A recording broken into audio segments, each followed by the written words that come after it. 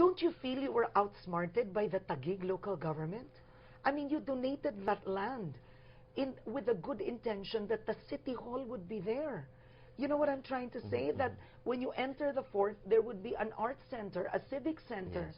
and now it's a commercial center that's like any other at the fort.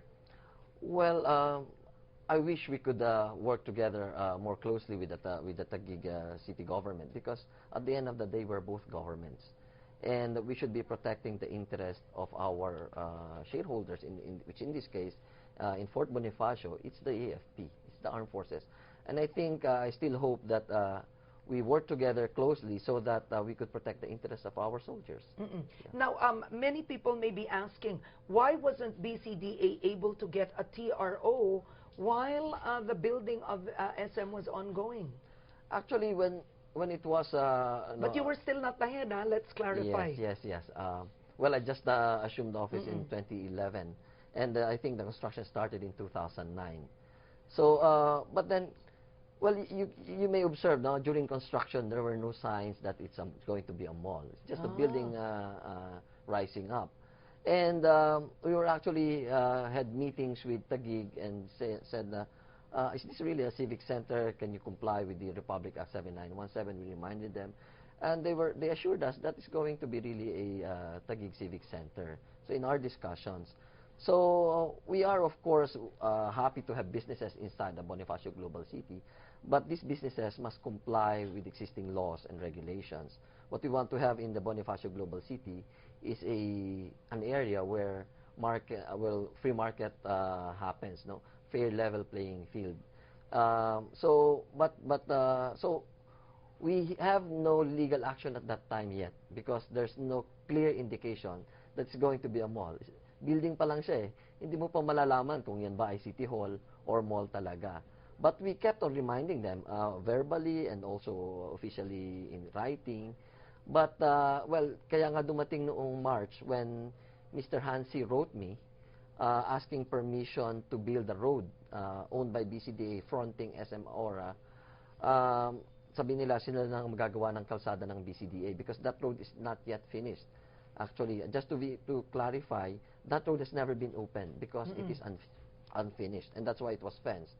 So Mr. C wrote me asking permission to build the road. I denied it because I said it's BCDA-owned property, and we have safety issues with the immediate opening of that road because you need to build a retaining wall. Okay, can we show photos of that road?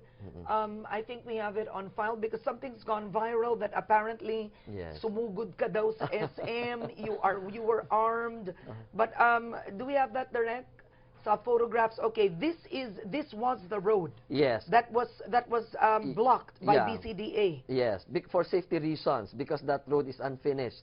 Okay. Tinanggal nila yung bakod, kung makikita mo, tinanggal nila yung mga barriers. At yan yung road na pag-aari ng BCDA, they were excavating it. All right. Now, I'd love to ask them to pause at some point. This one, stop. Direct. After that road, so the heavy equipment was brought in by SM. Yes. Is this BCDA's road or Taguig's road? That's BCDA road. Owned? Yes. Okay, not Taguig. Not Taguig. That's not part of what you donated? Yes. Sino yung nakatira dun sa likod? May mga bangay-bangay, oh? There are about 300 informal settlers living below that road. Okay. So we need to protect their safety, to ensure their safety. That's why you need to build a retaining wall that would protect the slope. Because if you open that prematurely and without that retaining wall, pag umulan at biglang may mabigat na truck na dumaan dyan at gumuho yung lupa, matatabunan yung mga taong nakatira dyan at baka mamatay. Okay. Okay, but they built the road. Yeah, they built the road nonetheless. But is BCDA that helpless? I mean, you own the road. Why can't you stop them from building or touching your road? Well, initially, we tried to stop them, and we were able to stop them initially on May 6th. That's why I went there, because my people reported to me that something's going on. Someone is removing our fence and excavating the road. So I went there to investigate, unarmed. I was not armed. Those security guards that you've seen in the YouTube are Bonifacio Global City guards, and even some of them are SM guards. And I think people should know, I think you're a seminarian. I was so shocked. Parang, anyway. Yes. But, so the point is, you were not able to stop it. Well, we were able to stop it for time being until they went to court and got a TRO. From Taguig? From Taguig, yes. So even Taguig, ang Taguig, the hard part is, I'll be honest, Taguig is not on your side. Well, yes, because they filed a case against us, yes. BCDA. Yes. So Taguig, the local government of Taguig actually wants SM Ora to be there. I think so, yes. Okay. All right. I'm going to read you the statement of SM. This is the statement of SM Ora. We've tried to, of course, get them on the line to get their side. We've had this on graphics, and I want you to respond. Yes. The issues on the land on which SM Ora stands on are between Taguig City and BCDA.